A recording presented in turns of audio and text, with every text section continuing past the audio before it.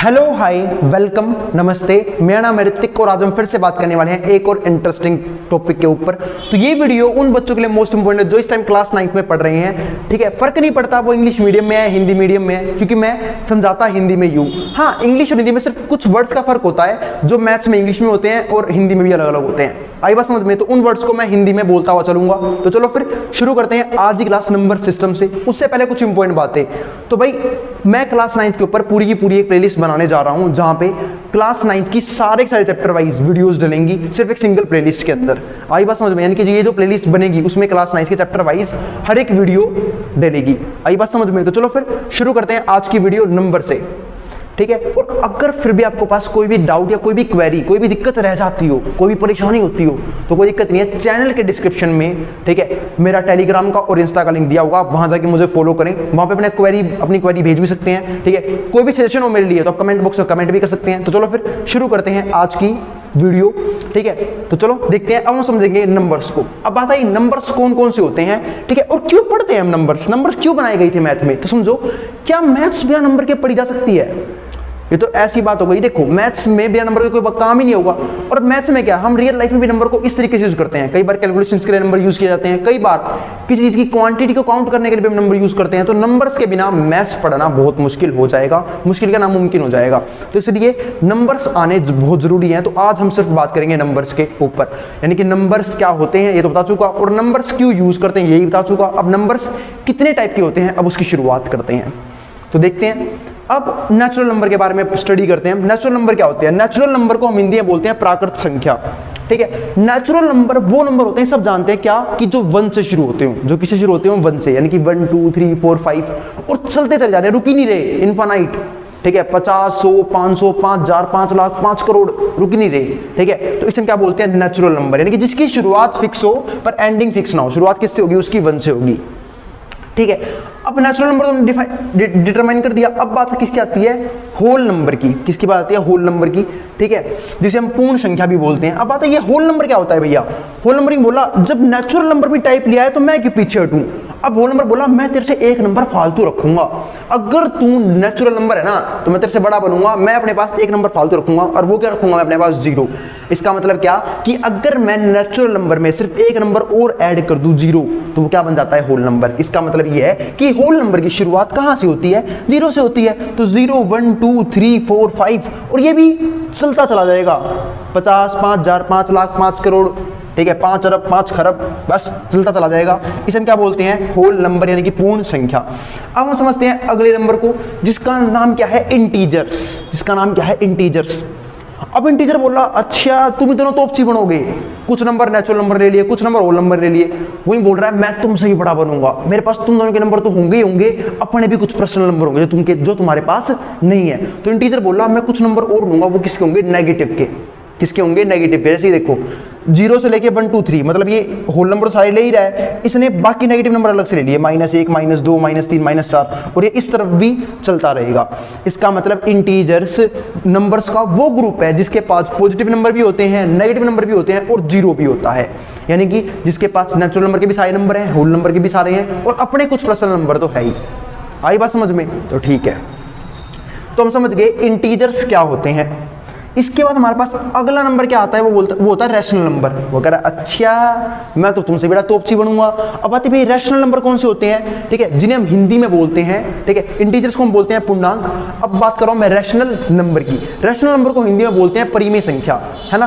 अब आते ये रैशनल नंबर होता क्या है भैया? कौन सी भला ये रैशनल नंबर? तो मेरे भाई रैशनल नंबर का मतलब है वो नंबर जिसे हम p/q की फॉर्म में लिख सके, जिसे हम p/q की फॉर्म में लिख सके, जहां पे q कभी भी 0 नहीं बनेगा। q का मतलब क्या है? देखो, अब जैसे कि p/q का मतलब क्या है, कि हम उसे फ्रैक्शन की फॉर्म में लिखने वाले हैं।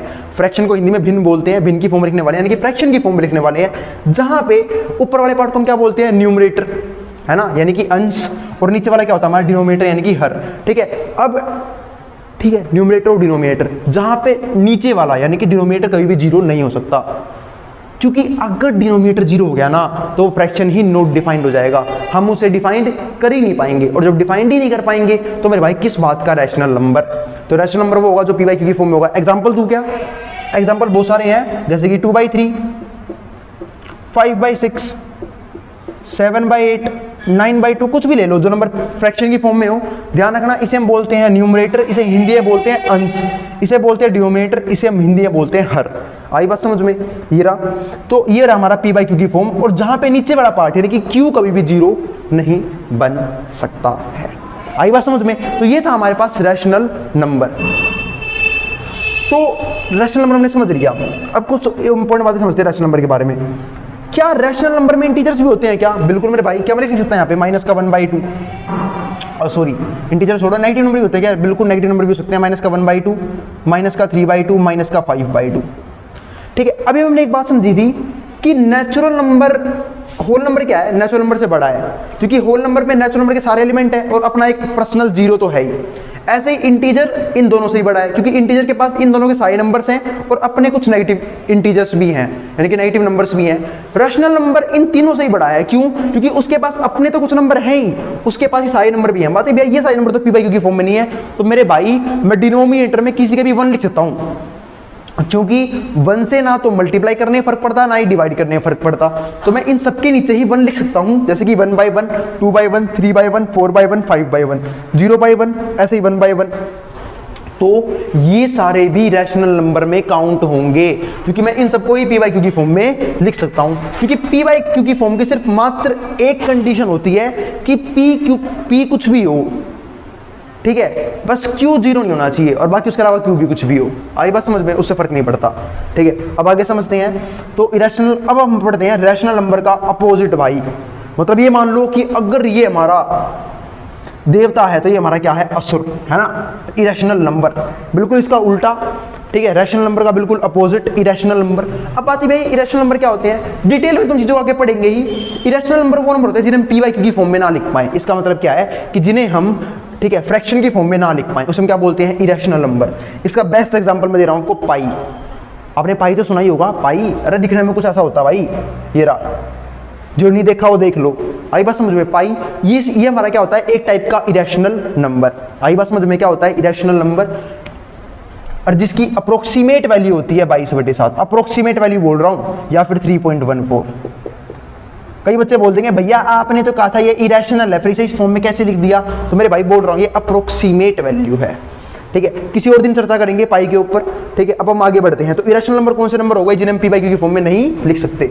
इसके बाद रियल नंबर। अब आते भी रियल नंबर क्या होता है? रियल नंबर एक ऐसा अखंड ग्रुप है नंबर का जिसके पास सारे नंबर होते हैं, natural number, whole number, integer, rational, irrational, सारे ही होते हैं जिसके पास।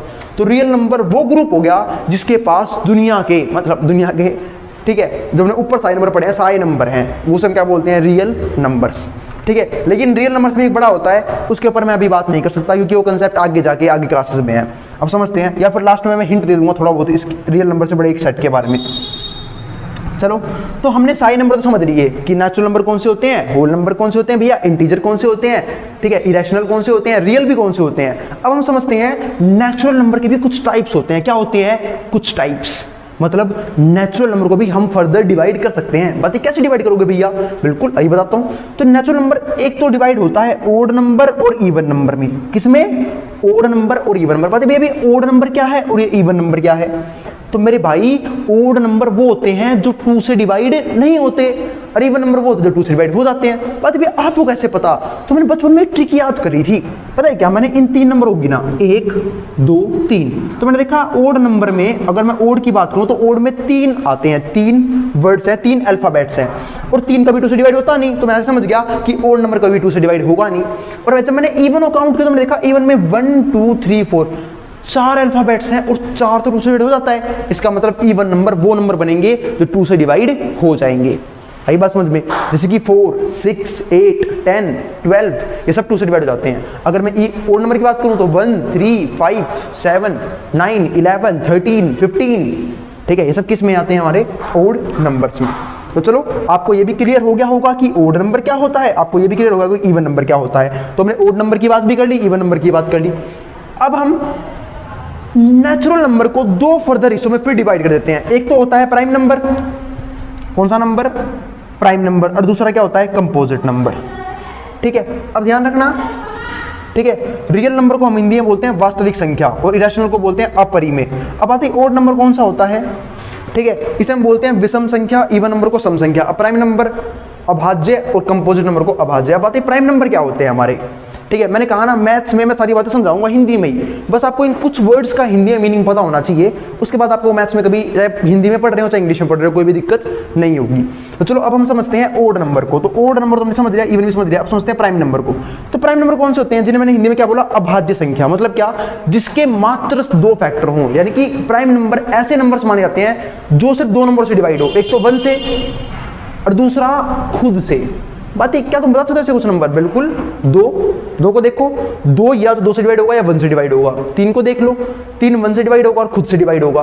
5 को देख लो, 1 से डिवाइड होगा और 5 से डिवाइड होगा। 7 को देख लो, सिर्फ 1 से कटेगा, 7 से कटेगा। 11 को देख लो, सिर्फ 1 से कटेगा, 11 से कटेगा। मतलब ऐसे नंबर जो मात्र 2 नंबरों से कटे, एक 1 से और एक खुद से, उन्हें हम क्या बोलते हैं, प्राइम नंबर। 13 हो सकता है, इसके बाद 17, ठीक है। और इसका ही अपोजिट क्या होता है, कंपोजिट नंबर। इसका ही अपोजिट क्या होता है, कंपोजिट नंबर, यानी कि जिसके 2 से फालतू फैक्टर हों। जैसे एग्जांपल दे रहा हूं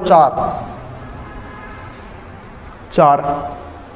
अब 4 क्यों, क्योंकि 4 1 से भी डिवाइड हो जाएगा, 2 से भी और 4 से तो हो ही जाएगा। तो 3 फैक्टर आ गए। जिसके मोर देन 2 फैक्टर्स हों उन्हें हम क्या बोलेंगे, कंपोजिट नंबर। और भी एग्जांपल चाहिए आप लोगों को, ठीक है। जैसे कि 6, 9, ठीक है। मतलब जो भी मैंने एग्जांपल दिया ना प्राइम के, उसके अलावा सारे क्या बच गए, कंपोजिट। पर एक बात का ध्यान रखना, कई बार एमसीक्यू में ये सवाल आता है कि ऐसा कौन सा नंबर है जो ना तो प्राइम में आता ना कंपोजिट में आता। तो आंख बंद करके 1 बोल देना। क्या बोल दोगे, 1, क्योंकि 1 इकलौता ऐसा नंबर है जो ना इधर प्राइम नोर कंपोजिट है, यानी कि ना तो वो प्राइम में आता ना ही वो कंपोजिट में आता। बात है भैया क्यों नहीं आता, क्योंकि एक बात बता मेरे भाई, 1 को तू बोल रहा है वो 1 से भी डिवाइड होगा, बिल्कुल होगा, और वो खुद से भी डिवाइड होगा। तो मेरे भाई दोनों नंबर तो उसका खुद ही है, 2 नंबर तो वो 1 ही है। तो कहां से आ गया प्राइम और कंपोजिट में, इसमें तो सिर्फ एक ही फैक्टर बना। कहना ये चाह रहा हूं, अरे मेरे भाई 1 से डिवाइड होगा, ठीक है, हो जाएगा, और खुद से, तो 2 नंबर तो उसके सेम ही ना है। और जब 2 नंबर सेम ही है तो कहां से बने इसके 2 फैक्टर भी, इसका तो एक ही फैक्टर बना। आई मेरी बात समझ में, इसका मतलब ये है कि 1 ऐसा नंबर है जो ना इधर प्राइम नोर कंपोजिट में आता है, ना तो ये प्राइम में आता ना ये कंपोजिट में आता। आई बात समझ में। तो यहां तक हमने समझ लिया नंबर सिस्टम, यानी कि नंबर्स काम कैसे करते हैं, नंबर्स होते क्या हैं, ठीक है, और कितने टाइप्स के नंबर होते हैं, ठीक है। तो हमारा ये वाला टॉपिक भी कंप्लीट हो गया नेचुरल नंबर के टाइप्स का, ठीक है। अब मैं एक और बात बता देता हूं। रियल नंबर का एक और बड़ा भाई होता है जिसे हम बोलते हैं कॉम्प्लेक्स नंबर। क्या बोलते हैं, मैंने कहा था ना, जाते हिंट दे दूंगा, कॉम्प्लेक्स नंबर। लेकिन इसके बारे में फर्दर अभी बात नहीं करूंगा। कॉम्प्लेक्स नंबर ऐसा नंबर जिसके पास सारे नंबर होते हैं, ठीक है, रियल नंबर से ही बड़ा होता है। अब बात है इसमें से कौन से नंबर ऐड हो जाएंगे, तो उसके लिए देखते रहिए ऋतिक मैथमेटिक्स का चैनल। आई बात समझ में, जहां पे क्योंकि ये कंसेप्ट आता है 11th क्लास के अंदर, तो हम इसके ऊपर फर्दर किसी और दिन बात करेंगे, ठीक है। तो ये थे हमारे पास नंबर्स के बारे में कुछ इंपॉर्टेंट जानकारी, नंबर्स क्या होते हैं, और उम्मीद है आपको नंबर्स क्लियर हो गया होगा। आई बात समझ में, ठीक है। और भाई फिर भी कोई भी डाउट रह जाए तो नीचे कमेंट बॉक्स खुला हुआ है, वहां पे आप कमेंट कर सकते हैं। और मैं क्लास 9th के लिए प्लेलिस्ट बना चुका हूं जहां पे मैं सारा के सारे चैप्टर, ठीक है, हर एक क्वेश्चन के साथ, मतलब मैं एनसीईआरटी के सारे पूरा का पूरा सिलेबस कवर करने वाला हूं, चाहे वो डिलीटेड हो चाहे वो डिलीटेड ना हो। और मैं बता दूंगा आपको कि ये टॉपिक डिलीटेड था और ये टॉपिक डिलीटेड नहीं है। आई बात समझ में। तो चलो फिर आगे देखते रहना। तो इंट्रोडक्शन खत्म हो चुका है नंबर्स का, ठीक है। और इस चैप्टर में हम आगे डिटेल में इन्हीं चीजों को पढ़ने वाले हैं। रैशनल नंबर क्या होते हैं, इरेशनल नंबर, और भी बहुत सारी कुछ खास बातें हम जानेंगे धीरे धीरे करके इस चैप्टर के अंदर, ठीक है। तो उसके लिए भाई देखते रहिए, ठीक है, आगे आने वाली वीडियोस को। तो मिलते हैं फिर अगली वीडियो में, तब तक के लिए बाय। जिसको जो उतारना है स्क्रीनशॉट लेना वो ले सकता है मेट्रो बोर्ड के सामने से। तो अगर वीडियो पसंद आई तो वीडियो को लाइक करना और चैनल को सब्सक्राइब करना बिल्कुल ना भूलें। जिसको जो उतारना है वो उतार सकता है।